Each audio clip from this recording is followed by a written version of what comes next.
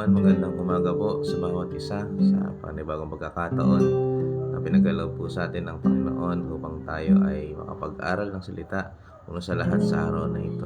Salamat po sa inyo sa pakikisama sa morning devotion na ito at sa ating panimula. Tayo po ay umawit muna para sa Panginoon. Isang awitin. The steadfast love of the Lord.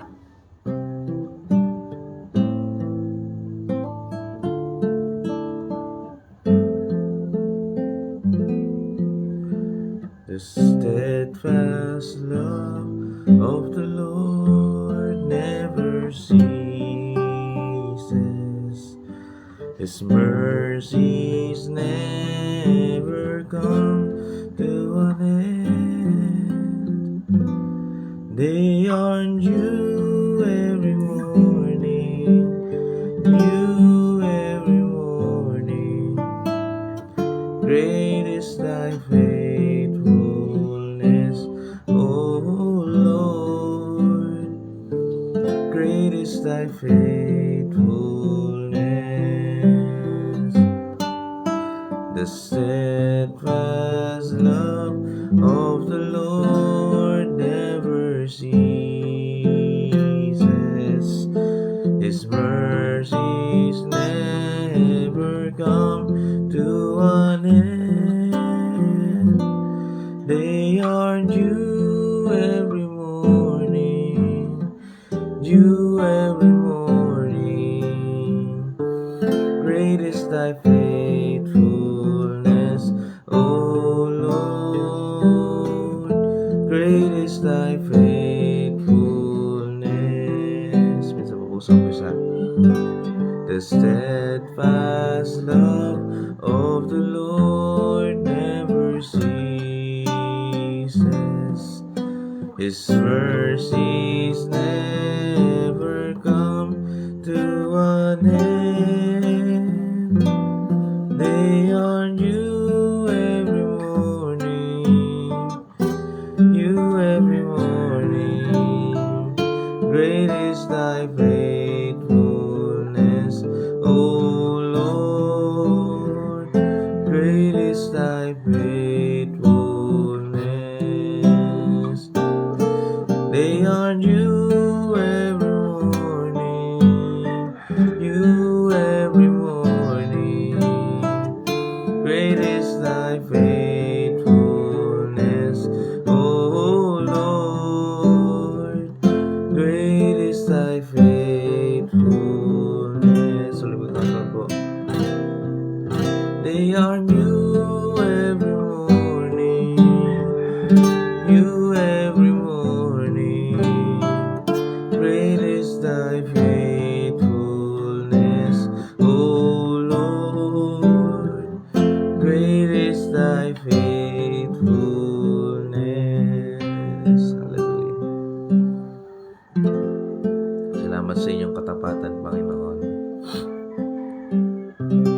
Sa inyong pag-ibig na laging sumasagana sa araw-araw. Kumpara sa aming sariling pag-ibig, O Diyos, na nagmamaliw kayo, Panginoon. Ang iyong pag-ibig ay hindi nagmamaliw, O Diyos.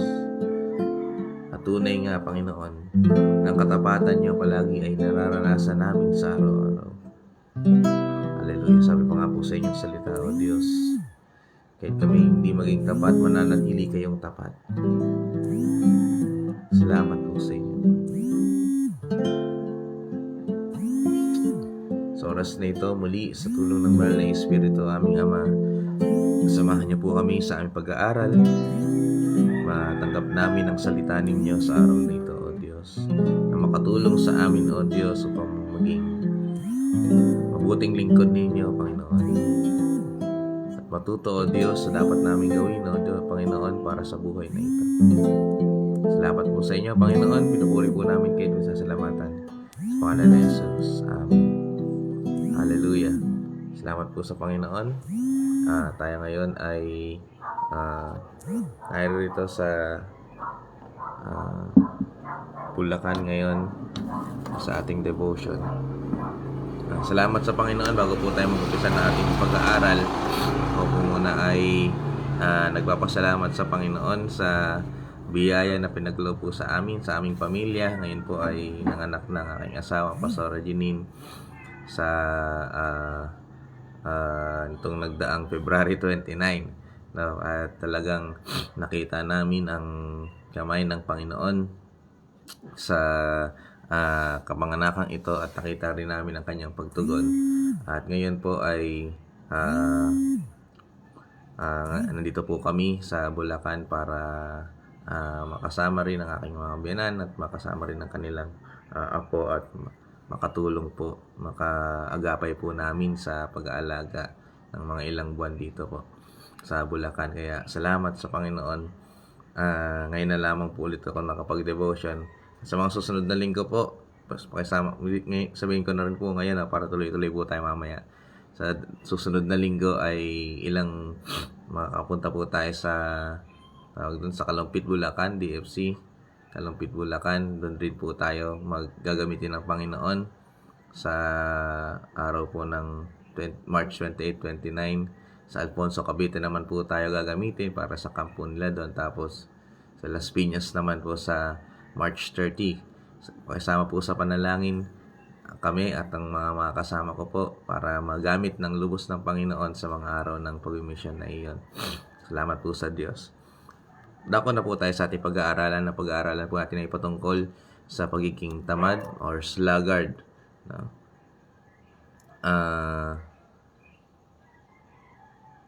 Sa Kawikaan chapter 24 or Proverbs chapter 24, puntahan po natin ito. Verse 30 hanggang 34. Isa sa pinakaayaw natin ay ang isang taong tamad. At minsan, ang ayaw natin na taong tamad, minsan tayo rin. Tayo ay nakaramdam ng katamaran paminsan-minsan. At alam natin lahat na walang mabuting na idudulot ang pagiging tamad. Lagi ang sinasabi ng mga mayayaman ngayon, maging masigasig, maging masikap. Sabi ng ilan na naghihikahos basta may tiyaga, may nilaga.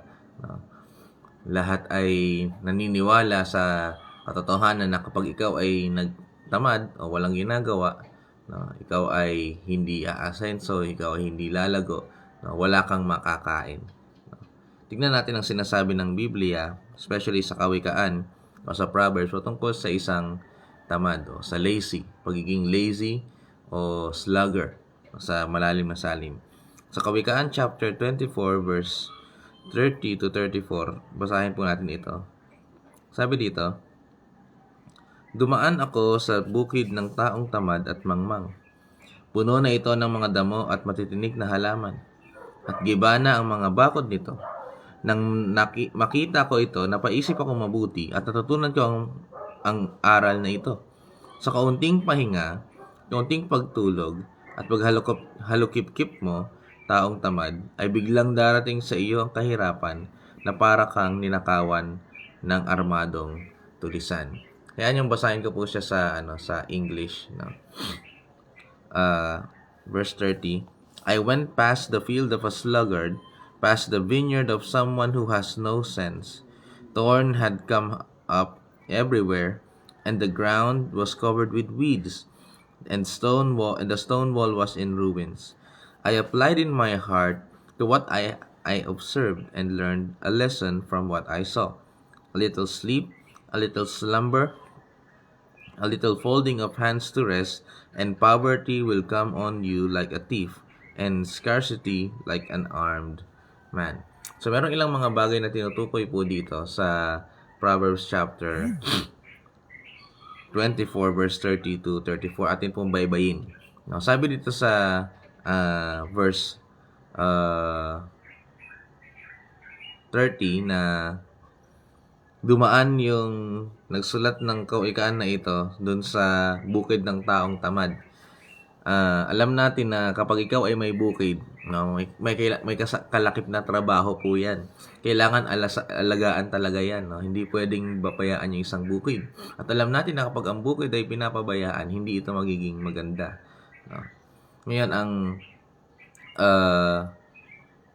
sabi dito, makita natin na sa verse verse 30 na ang isang taong tamad ay merong bukid, at sa mga susunod na verse makita natin dito na dahil sa kanyang katamaran hindi na naging mabuti yung bukid na ito. Puno na ng mga weeds, no, ng mga matitinik na halaman, mga damo, no, giba na rin pati yung bakod, no. Hindi ka mga lang to basta-bastang bakod Yung bakod po ito na na bato sa English, no. At napagtanto ng nagsusulat ng kawikaan na ito na kapag tayo ay magpahinga kahit kaunti, kagulat minsan yung sinasabi dito dahil kahit kaunting pahinga lang. Alam natin na yung mga tamad minsan ay ganun yung excuse, no? Na unting pahinga lang naman pero yung unting pahinga nagiging napakadami ng pahinga, no? Kahit unting pagtulog, unting pagholokip-kip, yung folding of hands, no, ay biglang darating sa kanya ang kahirapan na parang ninakawan ng armadong tulisan. Ano ibig sabihin po nun? No, bukod sa bigla-biglang magkakaroon ng kahirapan, hindi niya ito mapipigilan na wala siyang laban dito dahil yung para kang ninakawan ng isang armadong tulisan. Laban sa iyo na walang kamalay-malay, tulog at walang kakibo-kibo. Wala kang laban dun sa armadong tulisan. So, for all who are lazy, siguradong makaharap sila ng kahirapan, no? At wala silang magagawa dito. Hindi nila kakayanin na makalaban sa kahirapan na ito dahil sa kanilang katamaran. Ngayon, meron pa sa Biblia, sa Kawikaan, hayaan nyo mag-state ako ng mga talata dito patungkol sa isang katamad na tao. Sa verse 21 to chapter 21 verse 25. Punta po tayo doon. Kawikaan 21 verse 25. Sabi po dito, kung marami kang ninanais, ngunit tamad kang magtrabaho, iyon ang sisira sa iyo. Sa English, no, the sluggard's craving will be the death of him because his hands refuse to work. Nakita niyo po yun? Craving pa lang ito. No, yung pagnanasa pa lang ng isang tamad, yun daw ay kamamatay niya. Bakit? Kasi hindi niya na ma-attain yung pagnanasang ito o yung kanyang craving dahil siya ay tamad. No, parang gusto kong kumain ng biskwit. Yung biskwit nasa cabinet, kaso nga lang tamad ako. Ayaw kong bumangon para kunin yung biskwit. Hanggang sa manatili siya dun sa pagkahiga niya hanggang sa mamatay na siya sa gutom. Dahil ayaw niyang abutin yung biskwit na yun na kanyang ninanasa. No? So even though you have a lot of cravings, a lot of desires, a lot of things that you want, kung hindi mo naman kayang iunat yung iyong kamay at abutin yung gusto mo, wala ka ring mapapala. No? Ikamamatay mo yung iyong craving. You will die with your cravings only.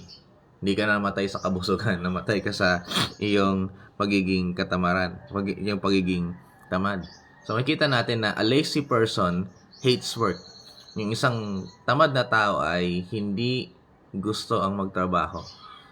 Sunod, sa chapter 26 verse 14 ng Proverbs, sabi dito, basahin ko po sa Tagalog ta sa English din. Gaya ng pintuang pumipihit sa bisagra, ang batugan na papihit-pihit sa kanyang basahin ko po ulit Gaya ng pintuang pumipihit sa bisagra, ang batugan na papihit-pihit sa kanyang kama. Sa English, as a door turns on his hinges, so a sluggard turn on his bed. No? So sa makikita natin dito, ang tamad ay mahilig matulog. No? He loves sleep. No? Hindi ko sinasabing huwag tayong matulog, pero pag tayo ay sobra sa tulog at nakakalimutan na natin yung ating gawin, ang tawag sa atin ay katamaran. Katulad daw ng pintuan, bisagra ng pintuan na sumasarado o kaya nagpo-fold o kaya nag-turn o bumubuka, nagpo-fold. Para daw itong ganun din daw ang tamad kung bumaling sa kama, no? Mag-fold, papihit-pihit sa kanyang kama. So all lazy people love sleep. ang pagtulog ay normal. Ang sobrang pagtulog, kapag marami kang dapat gawin, ay hindi na normal at katamaran na po ang tawag doon. So, a lazy person love sleep. Sa 26 chapter 13 ng Kawikaan, same chapter, verse 13, sabi dito, a sluggard says, there's a lion in the road, a fierce lion roaming in the streets. Sa 13 Tagalog, sabi po dito, ang batugan ay hindi lumalabas ng tahanan, ang kanyang dahilan ay may leon sa lansangan. Anong ibig sabihin po nito? Ang isang taong tamad ay mahilig magdahilan. He gives excuses. Wala na siguro akong nakitang iba pang tao na napakagaling gumawa ng excuse kumpara sa taong tamad. Actually nga, kahit tayo nararanasan natin ito. Pag ayaw nating gawin, napakadami nating dahilan. Minsan lumalabas yung ating wisdom kapag tayo ay tinatamad gumawa ng isang bagay. No? Gumagalaw, kumikilos yung ating utak, makahanap lang ng dahilan para hindi tayo kumilos.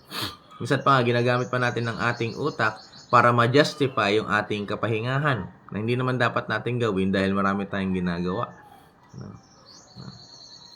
Kaya nga minsan parang ang talino talaga ng tamad kasi ang galing gumawa ng dahilan.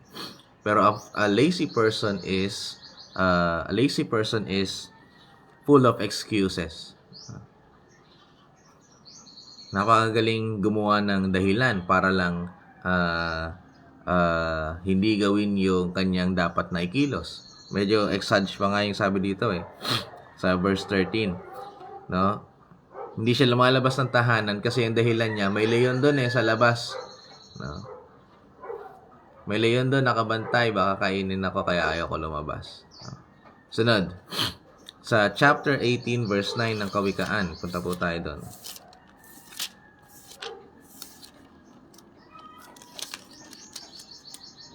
Or Proverbs chapter 18 verse 9. Basahin ko po ulit sa English at sa Tagalog.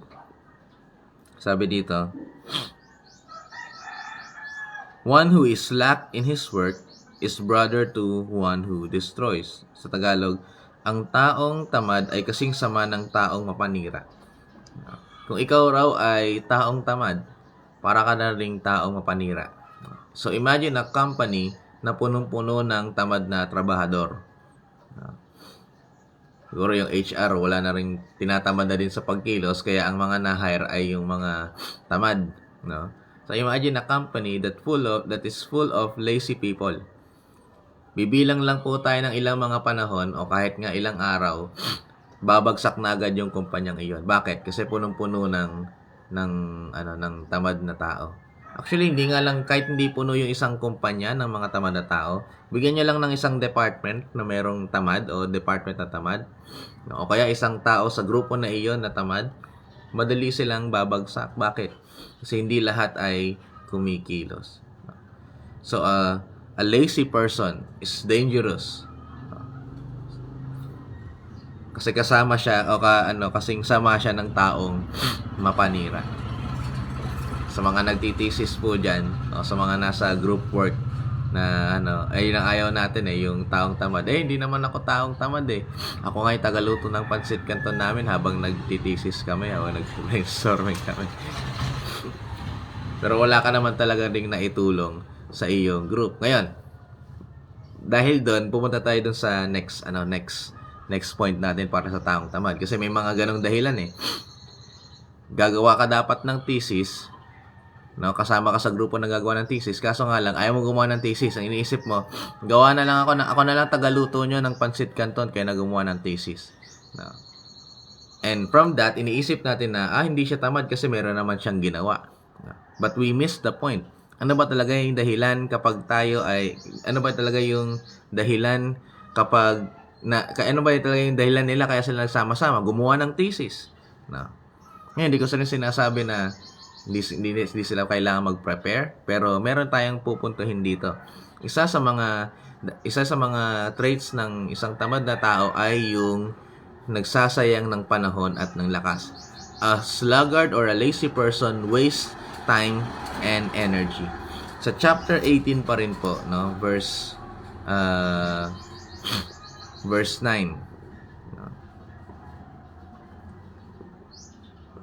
Sabi po dito, maganda kasi siya sa sa malalim na salin. Basahin ko sa malalim na salin. He who is slothful in his work is a brother to him who is a great waster. No? A great waster. No? Pag ginagawa mo isang bagay na hindi mo dapat ginagawa, no, ay nagsasayang ka ng panahon. No? Ito ay isang form ng katamaran na merong kaakibat na trabaho. Pero in a sense ay parang katamaran pa rin. Bakit? Kasi dapat ang ginagawa nyo, katulad ng example ko po kanina, dapat gumagawa kayo ng thesis pero hindi ka tumutulong sa paggawa. Gumagawa ka ng ibang bagay.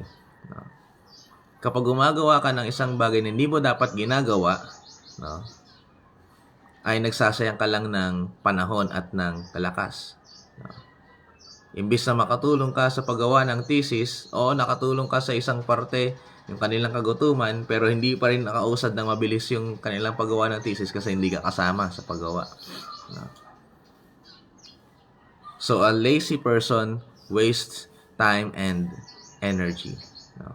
Kapag ginagawa mo yung bagay na hindi mo dapat gawin, no, imbis na gawin mo yung isang bagay na dapat mong gawin, magsasayang ka ng panahon at ng lakas. Dapat yung panahon mo ay nandun sa dapat mong gawin at yung lakas mo ay nandun sa dapat gawin. Kaso wala, nagsasayang tayo ng panahon.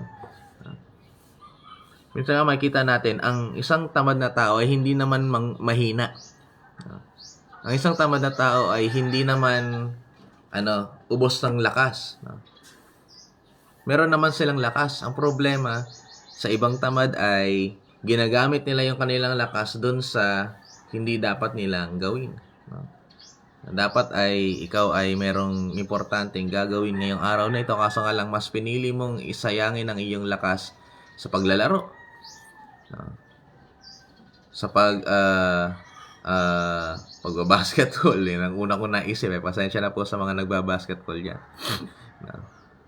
Dapat ay gumagawa ka ng iyong tungkulin, kaso nga lang inuuna mo yung iba. Isa pa sa makikita natin, ang tamad ay kaya namang kumilos dun sa mga bagay na gusto niyang gawin. Dun lang sa mga bagay na nakakaaliw sa kanya. We have the strength to do all the things that we want, but sometimes we don't have the strength, or we do not give the strength, the work that we need to do in the things that we need to do. Meron tayong lakas dun sa mga gusto nating gawin, pero may mga magkakataon na ayaw nating ibigay yung lakas natin dun sa mga dapat nating gawin. So, a lazy person is a great waster. Sunod. Sa chapter 26 verse 16.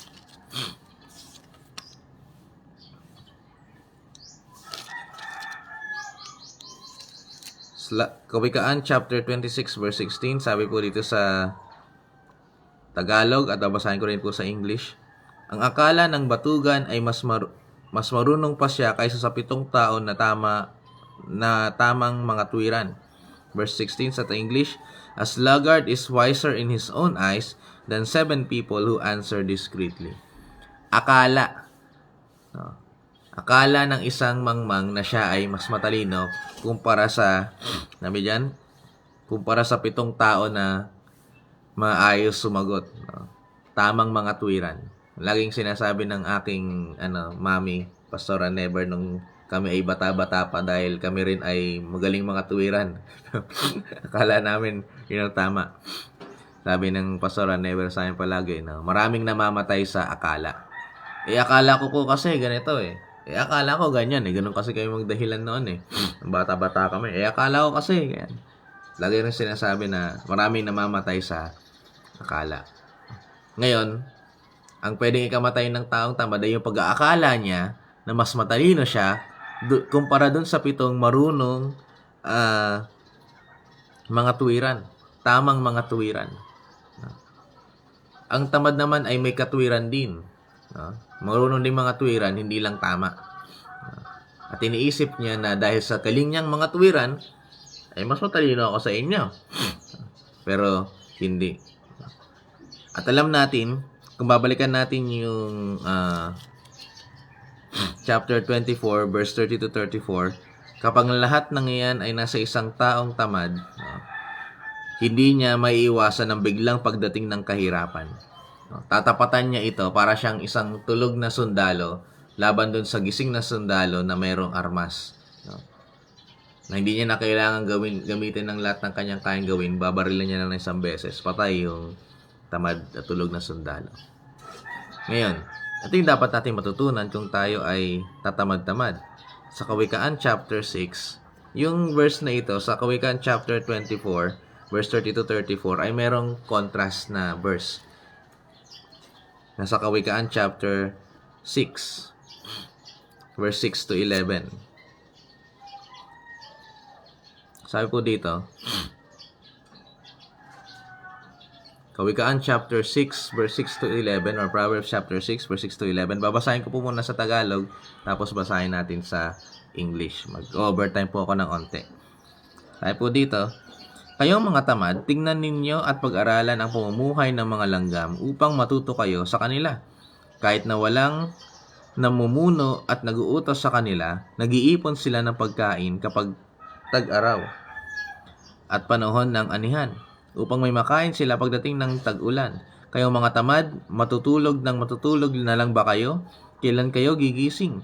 Kaunting tulog, kaunting pahinga ng paminsan-minsang paghulikip-kip ng kamay, at hindi ninyo mamamalayan, darating ang kahirapan na para kayong ninakawan ng tulisan. So makikita niyo halos similar yung structure ng dalawang text na ito. So, ngayong magtatag-init na po, madalas natin nakikita ngayon yung mga langgam. Nung taglamig, hindi sila gano'ng nagpapakita, pero ngayon meron nang naglalabasan na yung mga langgam sa mga basurahan, kung saan may pagkain, naghahanap na ng pagkain yan. At hanga din po ako dun sa mga sa mga langgam na tinatawag ko nga na scavenger o kaya prospector, kasi mag-isa lang silang naghahanap ng pagkain. At kapag may nahanap silang pagkain, agad naman nilang ire-report yun sa kanilang grupo, at biglang lalabas yung buong grupo pupunta dun sa kanilang nakitang pagkain. Talagang masisipag. At alam natin yan, ang mga langgam ay lubos ang kasipagan. Ngayon, sabi dito sa English, sa verse 6, go to the ant, you sluggard, consider its ways and be wise. Para sa ating na mga tamad, go to the ant. Minsan pagmasdan natin yung yung langgam. Pagmasdan po natin yun at sabihin at tingnan natin kung ano yung pwede natin matutunan sa bagay na iyon. Ngayon may sinasabi ang Biblia sa atin, ang salita ng Diyos na dapat natin matutunan sa mga langgam. Sa verse 7, sabi dito, it has no commander, no overseer or ruler. Ang taong tamad, laging katapat niyan ay yung taong nag-uutos. At laging nagkaka-friction yan. Kasi yung isa gustong kumilos na siya, yung isa naman ayaw kumilos, kaya laging nagkakatangga. Itong langgam na ito, although they have a commander, yung kanilang queen, pero alam na agad nila yung kanilang dapat gawin. Hindi na nila kailangang utusan. Automatic na, tag-init na, tag-anoy na, labas na tayo, kailangan na nating kumuha. Automatic na po yan. Kahit sila lang mag-isa, katulad ng sinabi ko kanina, mayroong mga langgam na nagpo-prospect, naghahanap ng kakainin. Sila lang mag-isa, hindi na kailangan ng kasama, kumikilos pa rin sila. Kahit hindi na utusan, kusa sa kanila yung pagkilos, dahil alam nila yung kanilang dapat gawin. Amen po ba? Ngayon, tayo mga anak ng Diyos ay dapat matuto din sa mga langgam na ito. Sa John chapter 9. At dito na lamang po magtatapos na para hindi na po tayo mapahaba. John chapter 9. Naniniwala po tayo na ang Panginoon ay malapit ng dumating muli sa mundong ito. Malapit na ang unti-unti na nasa huling panahon na tayo at nakikita na natin ang pagbabago ng mundo, at mga senyales na muling pagbabalik ng Panginoon. So, anong dapat nating gawin? Dahil sa katotohanan na ang Panginoon ay malapit nang dumating, what shall we do? Saan dapat nakatutok ang ating paningin? Ano dapat yung ating pagkilos? John chapter 9 verse 4, sabi dito, 1 chapter 9 verse 4, hindi ba't nagtatrabaho ang tao sa araw dahil hindi na siya makapagtrabaho sa gabi? Kaya dapat gawin na natin ang mga pinapagawa ng Diyos na nagpadala sa akin habang magagawa pa natin. Sa English, as long as it is day, we must do the works of Him who sent me. Night is coming when no one can work. Tayong mga anak ng Diyos, mga kapatid, alam ko ang ilan sa atin ay busy sa trabaho, busy sa iba't ibang mga intindihin sa buhay. Pero wag nating kalimutan na gawin ang pinapagawa ng Panginoon sa atin. We must do the works of Him. We must do the works of God. Ang Panginoon Jesus ang nagsasalita dito eh. Alam niyo po ba, ang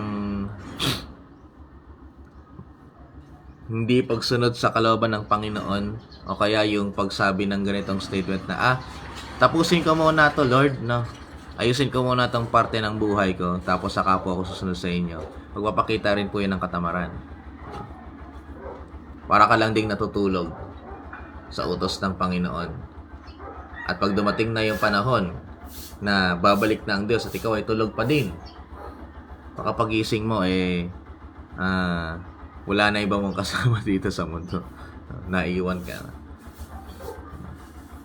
So, while it is day, habang umaga pa lang mga kapatid, ang ibig sabihin nun, habang hindi pa bumabalik ang Panginoon, gawin na natin yung dapat nating gawin ayon sa Panginoon.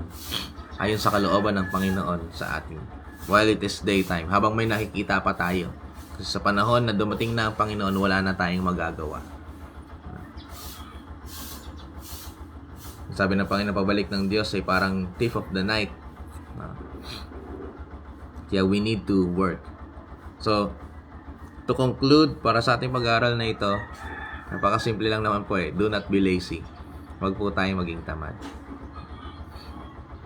Alam niyo po ba, nabanggit ko rin ito kahapon nung ako'y nagsesermon sa Balagtas sa Bulacan. Hindi ko kung doon ko ba nabanggit. Para maiwasan natin, gusto natin talagang maiwasan ang maging tamad sa paglilingkod sa Panginoon, ibigin natin siya ng lubos.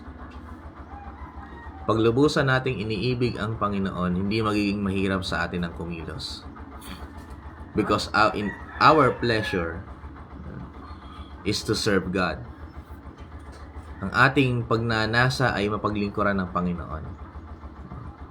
Kung ibang taong tamad, ang pagnanasa nila ay magawa lang yung gusto nila, malibang ang ating kalibangan ay yung maglingkod sa Panginoon. Yung ating buhay ay yung maglingkod sa Panginoon. And we will never be lazy.